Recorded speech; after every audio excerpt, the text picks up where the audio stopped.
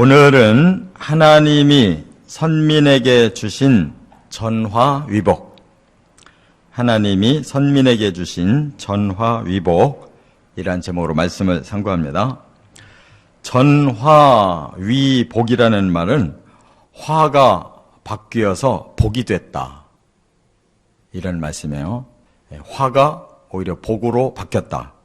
이 놀라운 말씀이죠.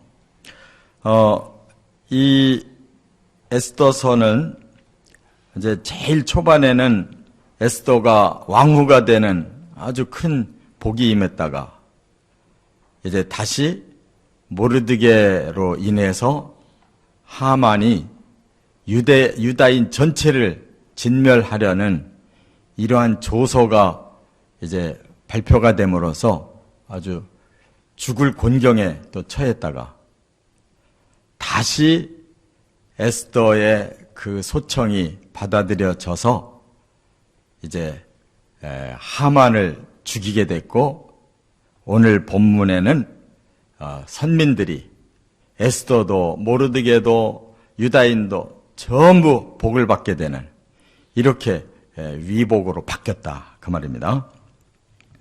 그래서 하나님께서 왜 이 에스더서를 우리에게 이렇게 실감나게 이렇게 10장에 걸쳐서 그 사건을 보여주시느냐 하면, 그냥 무슨 소설 읽듯이 재미있게 영화 한 편 보듯이 이렇게 보라고 하는 게 아니에요.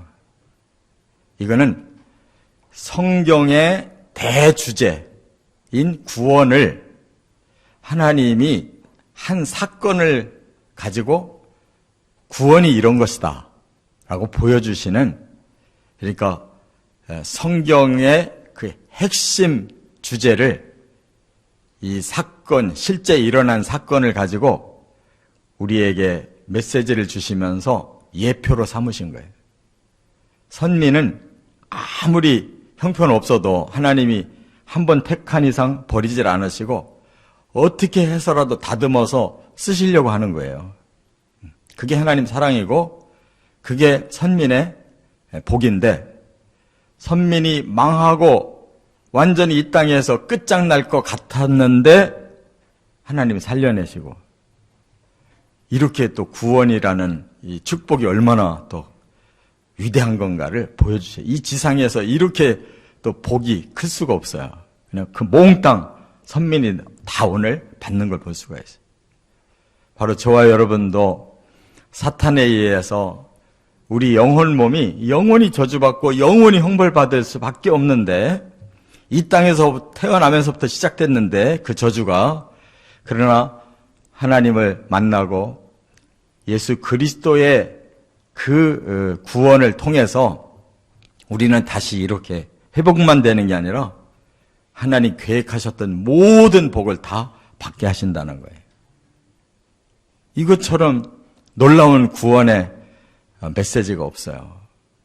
그러니까 이걸 제대로 듣고 우리 것으로 삼으면 그대로 되는 건데, 이게 얼마나 중요한 메시지냐고요. 이야기가 아니고 이건 우리에게 하나님이 주시는 언약이에요. 이렇게 믿고 이렇게 받아라, 그 말씀이에요. 할렐루야. 자, 그래서 세 가지 축복으로 이제 하나씩 하나님이 주신 걸 볼 수가 있어요. 1절과 2절에 보면 에스더에게 주신 축복이 있어요. 에스더. 이미 에스더는 왕후입니다. 또 아하수에로 왕의 아주 사랑을 받아서 법을 어기고 나갔어도 막 너무 이뻐가지고 무슨 소원이든지 말해라, 나라의 절반이라도 줄게. 그래서 이렇게 소원이 지금 이루어졌는데, 거기다가 이제 금상첨화라고 그러죠. 그냥 하나를 더 올려줘서 아주 최상의 복을 누리게 하는 걸 볼 수가 있어요. 그게 뭐냐? 바로 하만의 재산을 전부 에스더 개인에게 돌려줬어요. 오늘 본문에. 에스더는 뭐 그렇잖아도 그가 최고의 권세자의 아내니까 그 이상 영광이 없는데, 더 필요한 건 뭐냐? 하만이 얼마나 욕심이 많은 사람이고 권세를 휘둘렀는지 수 없는 재산이 있는 거예요. 그거를 에스더에게 선물로 준 거예요, 왕이. 에스더 왕후에게. 이런 걸 보고 금상첨화라고 그러는 거예요. 하나님이 우리를 구원해서 영생을 주시는 그 나라는 금상첨화의 나라예요. 모든 것이 더해져가지고 아주 최상의 그 축복을 우리가 반드시 누리는 거예요. 뭐 이런 돈 싫어하는 사람 별로 없잖아요. 근데 천국에 가면 이 땅바닥이 금덩어리로 만들어져요. 길이 금덩어리로 만들어졌어요. 우리가 날마다 드나드는 성문이 12대문이 진주로 만들어졌다는 거예요. 성벽이 기초석부터 해서 12가지 보석으로 성이 지어져 있다는 거예요. 생명의 강이 흘러서 거기서 사시사철 생명나무가 열매를 맺은 거, 그것만 먹으면 막 영생하고 뭐 영광을 누리는 거예요. 이 땅에 아무리 금상첨화가 우리에게 주어진들 어떻게 그렇게 주어지겠어요? 꼭 소망하시기를 바랍니다. 거기에다가 에스더와 모르드게의 관계를 드디어 밝혀요. 우리는 유다인일 뿐만 아니라 모르드게가 나의 사촌 오빠인데 이렇게 나를 조실부모한 나를 길러서 아버지처럼 이렇게 잘 양육해서 왕후까지 되도록 이렇게 뒤에서 도와준 사람입니다. 뿐만 아니라 이제 왕도 알거든요. 왕을 살려준 사람이거든요. 넷이 2명의 그 음모를 이 모르드게가 알고 에스더를 통해서 왕에게 알려가지고 쿠데타 음모를 제거한 공로자거든요. 그렇게 훌륭한 사람과 이 사랑스러운 에스더가 이 사촌간이라니, 이것처럼 또 아하수에로 왕의 기쁨이 어디 있어요? 뭐 그야말로 좌우편에 든든한 참모를 얻은 셈이잖아요. 얼마나 기뻐했겠어요. 그러니까 반지를 내줬다는 거예요. 모르드게에게 반지를 내줬어요. 그야말로 뭐 에스더는 완전히 날개를 단 거예요. 남편은 왕이고 오빠는 총리인 거예요. 이거보다 더 큰 축복이 어디 있어, 에스더에게. 그래서 하나님께서는 이걸 단순한 물질적인 축복만을 얘기하는 게 아니라 죽음을 각오하고 의로운 일을 했더니 그 보상이 이처럼 엄청나다는 거예요. 의를 위해서 순교할 때, 하나님의 백성을 위해서 헌신했을 때 이들이 이렇게 최상의 걸 다 받잖아요. 할렐루야. 천국은 이 땅에서 빌빌거리고 살다가 가는 나라가 아니고 이 땅에서 주를 위해서 내 인생을 바치고 내 것을 가지고 헌신하면 반드시 그 나라에서 최상의 보상이 있는 나라예요. 그래서 우리가 하나님 앞에 헌신하고 봉사하고 하는 거지. 더 바랄 게 어디가 있겠어요. 두 번째, 3절부터 14절에 보면 유다인에게 주신 축복이 있어요. 자, 그런데 에스더가 자기들은 영광을 얻어서 됐는데 마음에 아직 슬픔이 남아있어요. 그건 뭐예요? 유다인 전체에게 12월 13일 날 다 도륙해도 좋다고 하는 이런 그 법이 제정됐었잖아요. 지금 그거는 그대로 살아있는 거예요. 법은 살아있어요. 그러니까 에스더가 다시 왕궁에 들어가서 또 한 번 일방적으로 상소를 올린 거예요. 여기 보니까 다시 왕이 금령을 보여줬다는 거예요. 이 말이 뭐예요? 두 번째 살아난 겁니다. 자기들 영광으로 이제 끝날 수 있는 일인데 이 사람이 두 번째 헌신을 해요. 왜? 내 민족이 죽는 거는 못 본다는 거예요. 하나님의 백성이 죽으면 안 된다는 거예요. 그래서 이제는 두 번째 목숨 걸고 또 들어가서 또 어명을 어긴 거예요. 그런데 왕이 또 받아준 거예요. 그러니까 이게 하나님의 그 보호하심이 아니면 이런 일이 있을 수가 없죠. 정말 하나님이 원하는 일을 목숨 걸고 하겠다고 하니까 또 한 번 왕이 그를 받아줘가지고 또 소원을 또 말해보라 그래요. 그래서 말한 것이 아니 우리 유다인들이 12월 13일 날 누구든지 다 죽여도 좋다고 이렇게 재산도 다 약탈하라고 했는데 죄 없는 우리 백성들이 죽으면 어떡합니까? 왕이시여 제발 그거 취소시켜 주십시오. 이렇게 매달린 거예요. 그러니까 이제 왕이 뭐 못해줄 일이 뭐가 있겠어요. 사랑하는 에스더에다가 자기 생명을 살려준 오른팔 같은 모르드게를 얻었는데 그 유다인들을 왜 못해주겠어요. 그러니까 모르드게에게 법 바꿔라. 오히려 그날 유다인들이 정당방위를 해라. 그래서 모든 대적자, 뭐 하만의 일당만이 아니라 유다인에게 적지려고 하는 자는 다 죽여라. 너희들이 오히려 다 뺏어라. 이렇게 법을 바꿔버렸어요. 모르드게가 완전 위임을 해버린 거예요. 그리고 전국의 서기관들을 다 불러준 거예요. 모르드게가 쓰라는 대로 다 쓴 거예요. 전권을 준 거라고요. 그래서 유다인들이 바로 12월 13일에 파사 나라의 127도의 전국을 다 장악해요. 그걸 시행한 날짜가 여기 3월 23일이라고 그랬어요. 그러니까 1월 달에 하만이 그 일을 시작했잖아요.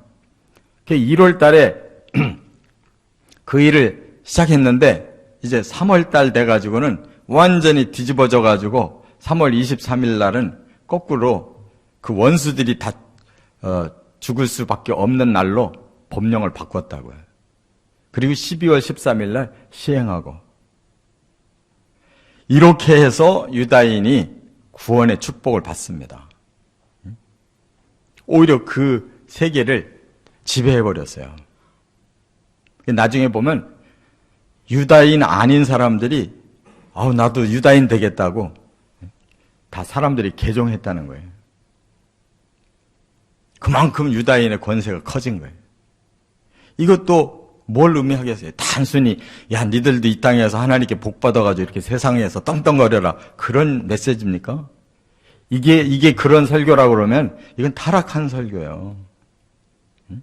예수 믿고 뭐 대통령도 되고 예수 믿고 떵떵거리고 살고 예수 믿고 막 사람들 막 지배해서 큰 소리 쳐라 이렇게 축복을 바꿔서 말한다면 이거는 타락한 설교라고. 그런 얘기가 아니에요. 하나님이 주시는 구원은 이처럼 그 의에 대한 헌신만큼 하나님이 영원한 축복을, 구원의 축복을 주신다는 거예요.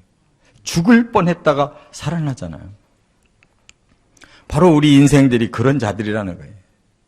그래서 하나님의 백성만 되면 다 이러한 처참한 멸망에서, 지옥에서 가장 영광스러운 천국 백성으로 바뀌어진다는 거예요. 영적 법으로 다 바꿔버린다는 거. 할렐루야. 네. 그래서 우리가 예수 믿는 거예요. 그 디데이를 향해서. 예수님이 오시는 그날이 바로 이 날이에요. 이 구원의 날이라고. 이게 불임절이라는 거예요.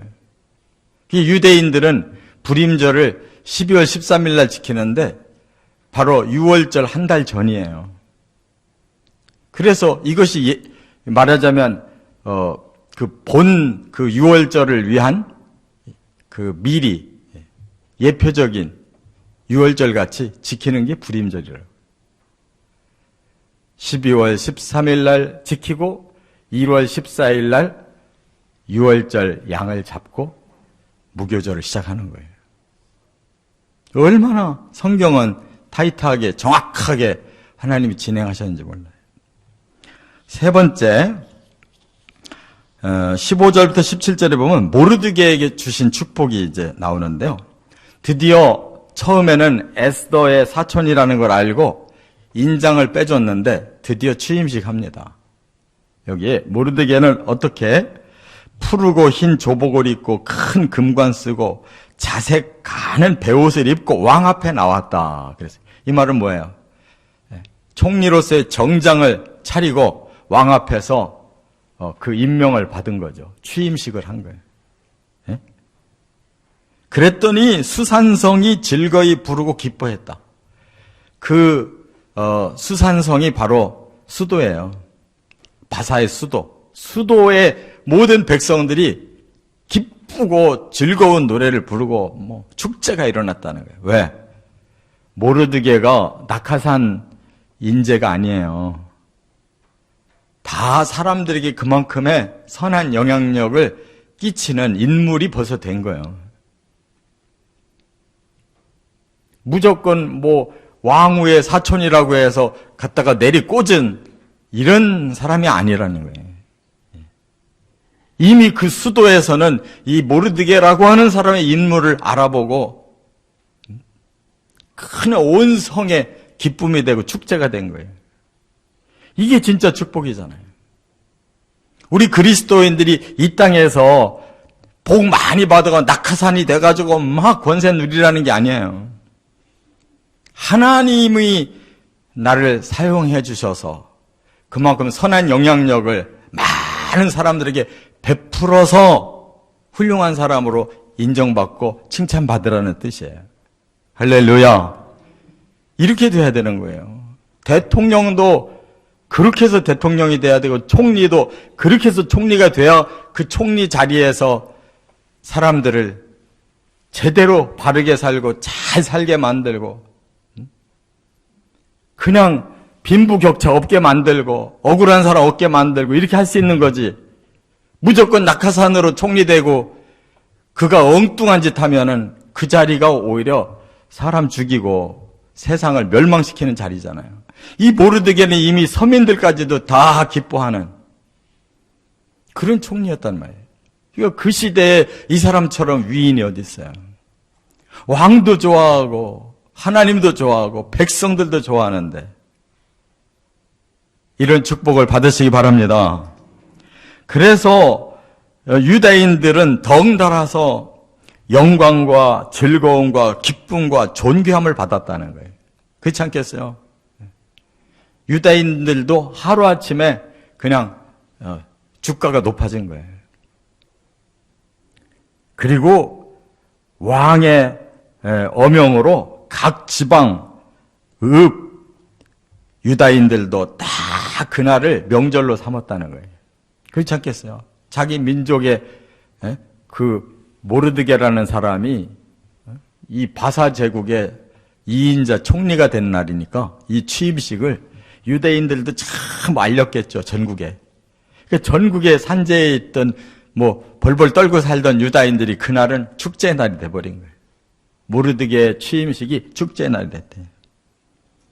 그랬더니 본토 백성들, 본래 바사 백성들이 유다인을 두려워하면서 이 말은 함부로 해서는 큰일 나겠구나 해가지고 오히려 유다인이 되는 자가 많았다. 오늘 본문 끝에 나오잖아요. 한 사람의 영향력이라는 게 이런 거예요. 이와 같이 포로 시대였을지라도 이 시대가 포로 시대거든요, 지금. 다니엘과 같은 포로 시대예요. 동시대. 느부갓네살 왕의 총리 노릇을 한 다니엘.